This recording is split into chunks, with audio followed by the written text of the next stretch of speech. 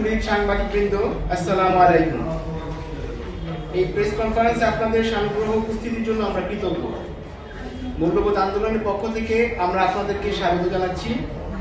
আজ দেশ ও জাতির এক ঐতিহাসিক ক্রান্তি লগ্নে আমরা আপনাদের মাধ্যমে দেশের সকল চিন্তাশীল নাগরিকদের কাছে আমাদের কয়েকটি জরুরি বার্তা পৌঁছে দিতে চাই। প্রথমে, আধিপত্যবাদ মুক্ত মূল্যবোধ সম্পন্ন ইনসাফের বাংলাদেশ গড়া লড়াকু সৈনিক শহীদ শরীফ ওসমান হাদির আত্মত্যাগের কথা গভীর শ্রদ্ধার সাথে স্মরণ করে দ্রুততম সময়ের মধ্যে তার হত্যার সঠিক বিচার নিশ্চিত করার দাবি জানিয়ে আমাদের আলোচনা শুরু করতে চাই। প্রিয় সাংবাদিক বন্ধুগণ, আপনারা জানেন ফ্যাসিবাদের আমল থেকেই আমরা ট্রান্সজেন্ডার ইস্যু নিয়ে প্রতিবাদ করে আসছি, যার কারণে সরকার পাঠ্যপুস্তকে শরীফার আপত্তিকর গল্প বাদ দিতে বাধ্য হয়। ট্রান্সজেন্ডার সুরক্ষা আইন পাশ করার পায়তারা হয়েছিল, আমরা এর বিরুদ্ধে সোচ্চার ছিলাম।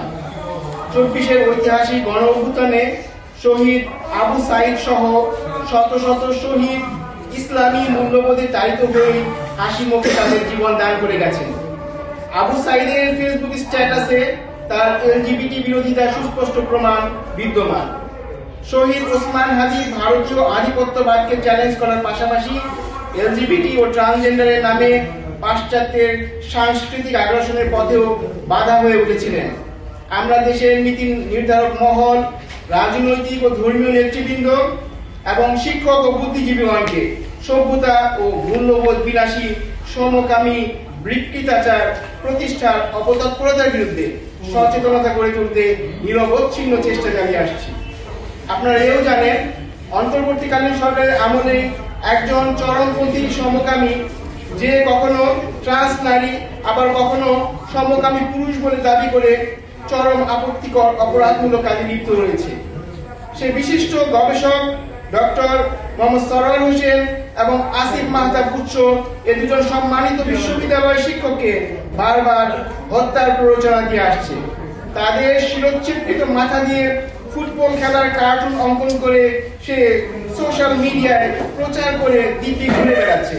সেই সমকামী পুরুষের বিরুদ্ধে থানায় একাধিক জিডি করা হয়েছে। এই হত্যা প্ররোচনা ও হুমকির বিরুদ্ধে 250 জন বিশ্ববিদ্যালয় শিক্ষক উদ্বেগ ও নিন্দা জানিয়ে বিবৃতি প্রদান করেছেন। কিন্তু দুঃখজনক যে আজ পর্যন্ত কোনো আইন প্রয়োগকারী কর্তৃপক্ষ তার বিরুদ্ধে কোনো ব্যবস্থা গ্রহণ করেনি। কেবল তাই নয়, সেই সমকামী প্রকাশ্যে পুলিশের নাকের ডগায় কেন্দ্রীয় শহীদ মিনারে বসে সমকামী বিয়ের অধিকারের দাবিতে অনশন করেছে এবং লাগাতার কুৎসিত গালাগালি সহ হত্যার হুমকি দিয়েই চলেছে। অথচ বাংলাদেশ দণ্ডবিধির 377 ধারা অনুযায়ী সমকামিতা নিষিদ্ধ এবং দণ্ডনীয় অপরাধ, কিন্তু এই সমকামীর অপরাধকে আমলে নেওয়া হচ্ছে না। প্রতীয়মান হয় যে অন্তর্বর্তীকালীন সরকার অপরাধের বিরুদ্ধে আইনানুগ ব্যবস্থা গ্রহণে চরম পক্ষপাতমূলক ও বৈষম্যপূর্ণ ভূমিকায় অবতীর্ণ হয়েছে। তার প্রমাণ শহীদ ওসমান হাদির হত্যাকারীদের আটক ও বিচারে অনাকাঙ্ক্ষিত স্লোধগতি এবং ডক্টর সরওয়ার এবং আসিফ মাহতাবকে হত্যা হুমকি প্রদানকারীদের বিরুদ্ধে কোনো ব্যবস্থা না নেওয়া। রক্তস্নাত গণ অভ্যুত্থানের মাধ্যমে গঠিত সরকারের এই বৈষম্যপূর্ণ আচরণে আমরা প্রচন্ড সংক্ষুব্ধ। তবে আমরা হাদির দেখানো পথ ছেড়ে পিছু হটব না। আমরা দ্ব্যর্থহীন কণ্ঠে জানাতে চাই, জান্নাতের পাখি হয়ে উড়ে গেছে হাদি, রেখে গেছে স্বপ্ন তার, এ মাটি সইবে না আর জেগে বসা কোনো আধিপত্যবাদী। সাংবাদিক বন্ধুগণ, আজ আমরা দুই ধরনের আধিপত্যবাদের শিকার: ভারতীয় হিন্দুত্ববাদী আধিপত্যবাদ এবং এলজিবিটি ও ট্রান্সজেন্ডারবাদের মাধ্যমে পাশ্চাত্যের সাংস্কৃতিক আধিপত্যবাদ বা কালচারাল ফ্যাসিজম।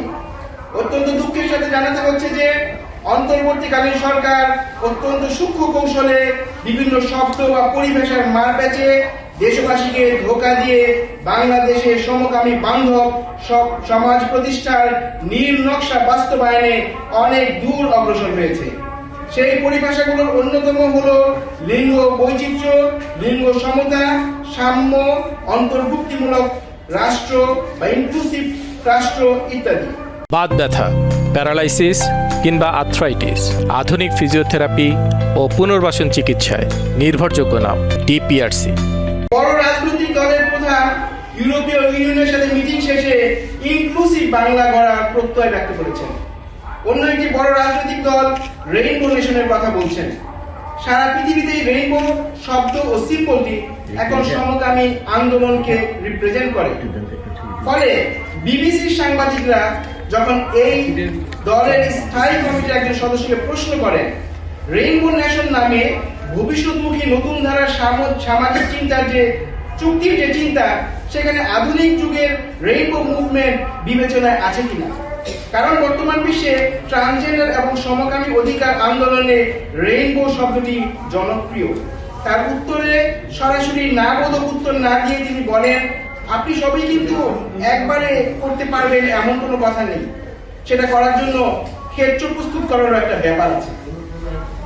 যদি আমরা দক্ষিণ আফ্রিকার রেইনবো নেশনের কথাও ধরি, আমরা দেখতে পাই 1994 সালে নেলসন ম্যান্ডেলা দক্ষিণ আফ্রিকার রেইনবো নেশন গঠন করেন, যার ধারাবাহিকতায় 1996 সালে দক্ষিণ আফ্রিকা বিশ্বের প্রথম দেশ হিসেবে ট্রান্সজেন্ডারদের সাংবিধানিক সুরক্ষা প্রদান করে এবং 2006 সালে আফ্রিকার প্রথম দেশ এবং বিশ্বের পঞ্চম দেশ হিসেবে সমকামী বিবাহকে বৈধতা প্রদান করে।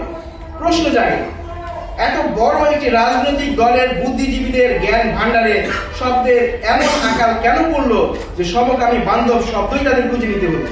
আমরা সাব্যস্ত করেছেন কিভাবে, সেগুলোর লিঙ্ক আমাদের ওয়েবসাইটে দেওয়া আছে। সাংবাদিক বন্ধুগণ, অন্তর্ভুক্তিমূলক বা ইনক্লুসিভ রাষ্ট্র আসলে কি? অন্তর্ভুক্তি বা ইনক্লুশন একটি আন্তর্জাতিক পরিভাষা। আমি বা আপনি এই শব্দের দ্বারা কি বুঝি বা না বুঝি তাতে কিছুই যায় আসে না। জানতে হবে অন্তর্ভুক্তি বলতে এই পরিভাষার প্রণেতারা কি বোঝাতে চান। এলজিবিটি বা সমকামী অন্তর্ভুক্তি জাতিসংঘ ও পশ্চিমা বিশ্বের কাছে অন্তর্ভুক্তির একটি গুরুত্বপূর্ণ দিক।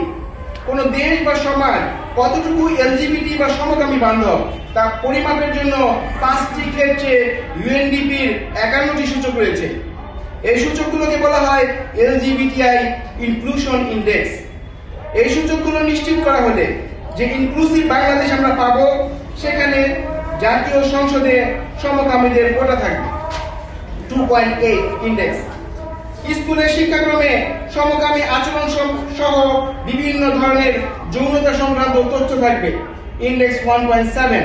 সমকামিতা ও ট্রান্সজেন্ডার পরিচিতি বৈধ হবে, সমকামিতা বিরোধী কোনো আইন থাকবে না ইন্ডেক্স 2.1, 2.2, 2.3। সমকামিতা প্রমোটকারী এনজিওদের রেজিস্ট্রেশন এবং কার্যক্রম অবাধ হবে ইন্ডেক্স 2.7 বি। জনগণের ট্যাক্সের টাকায় সরকারকে এইডস সহ জটিল রোগে আক্রান্ত সমকামীদের চিকিৎসা নিশ্চিত করতে হবে ইন্ডেক্স 4.9, 4.10। উল্লেখ্য, এইডস মূলত একটি সমকামিতা উদ্ভূত রোগ। দৃষ্টিতে লিঙ্গ কেবল দুইটি, নারী ও পুরুষ। হিজড়া কোনো লিঙ্গ নয়, এটি লিঙ্গ প্রতিবন্ধিতা। নারী পুরুষ বৈশিষ্ট্যের আধিক্যের বিবেচনায় একজন হিজড়া নারী বা পুরুষ হিসেবে সাব্যস্ত হন এবং সেই হিসেবে তিনি পূর্ণাঙ্গ মানবিক মর্যাদা লাভ করেন। অপরদিকে নারী হয়ে পুরুষের বেশ ধারণ করা, পুরুষ হয়ে নারীর বেশ ধারণ করা, হরমোন থেরাপি ও অস্ত্রোপচারের মাধ্যমে লিঙ্গ পরিবর্তনের চেষ্টা এবং সমকামিতা ইসলামে সম্পূর্ণরূপে হারাম।